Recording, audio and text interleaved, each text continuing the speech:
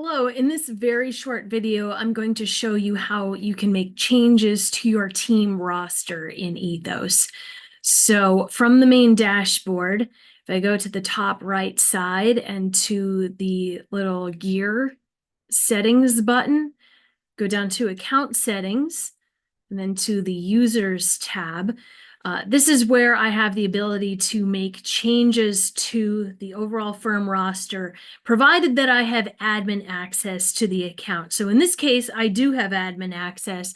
This is where I can change the role of individual members on my team.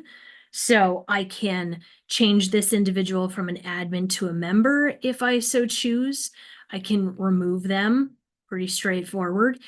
If I've invited them, but they haven't accepted yet to create a login to Ethos, if the email went to their spam folder or they lost it, I can always re-invite them by hitting this button here.